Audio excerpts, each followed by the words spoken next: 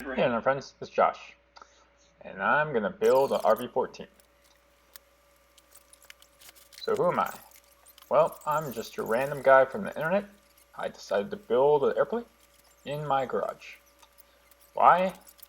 Well, let me tell you why. First of all, mechanics, I don't know about those guys. So I have a plane that I fly today, and for the most part I've had pretty good luck with mechanics. But there's just a couple things where I'm like, if I ever have a problem with this, I'm going to have a not so good day. So, yeah. Anyway, if you want something done right, you should learn how to do it yourself. So here we go. We're going to learn how to do it yourself. Now, I should tell you that I am not an expert. I am an amateur building this airplane. It's a RV-14. My day job is building computer systems for the government. And I've gotten pretty good at reading manuals and figuring out how to do that part. So I figured, I could take that skill and apply it to building an actual thing that I could use and fly upside down in. I've actually been looking at RVs for a while, watching videos online. I've watched Flight Chops and him building his RV-14 and a couple of other builders like Andrew Kilroy.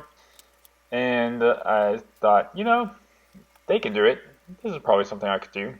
And I had a couple weeks off during Christmas break, and I was bored sitting around the house. So I was reading online on Reddit, and I read a comment on something not related to airplanes at all. But it basically said, one day you're gonna turn like 60 or 70 or something. Basically, you're just gonna turn old. Like, it happens. I already feel pretty old, and I'm only 30 something. I really can't do public math, so 30 something. And I was like, man, one day I am gonna be that guy. And he was like, if you want to do something, you should do it, because one day you'll just be old and then it'll be too late. And I was like, well, dang it, that guy's right. So I called Vans in the morning because it was night and they were closed. So I called them in the morning, gave them my credit card, ordered a RV-14 kit. A few days later, I went to a EAA RV builder class, and I learned how to punch rivets through holes and match drill and other various things. It was a 2-day class, and then a RV kit showed up on my doorstep. So here we go. Now we're unboxing it. At least, for the past few minutes you've seen me unbox it. And I'm inventorying all this stuff that I have no idea what it is. Tons of paper. Actually, before this, I called Vans a couple weeks before this video, and I talked to, I think his name was Gary. But he said it's going to take you about 6 weeks to actually put your workshop together and get all the tools you need. And I was like, 6 weeks? That sounds crazy. That sounds like a super long time. I'll get it way together before then. And nope, he was right. It takes about 6 weeks to get all the tools. I went to Home Depot. I bought these workbenches. I was actually going to build the EAA workshop tables. There's plans online you can find. They're 4x8 tables. Seem pretty good.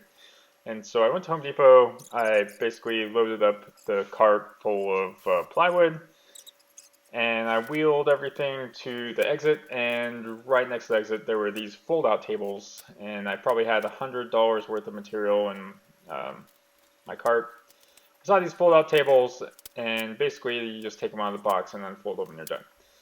So I asked how much those were, and they were $50 each. And I thought, that sounds super easy. So that's what I bought, and I said to the Home Depot guy, I was like, here, put this cart back. I'm sorry that I filled it up with tons of plywood, but I'm going to go with this easier looking option.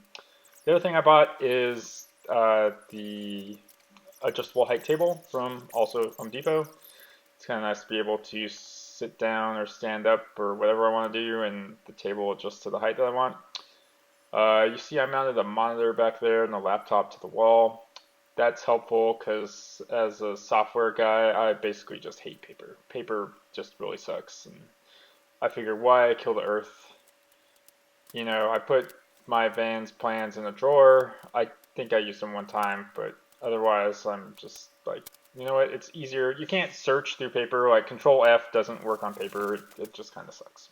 So when you're trying to inventory stuff and figure out what a part is, and it's got a label on it and says like a VS914, yeah, it's so much easier just to Control F on the digital plans, and there it is. There's the part I want.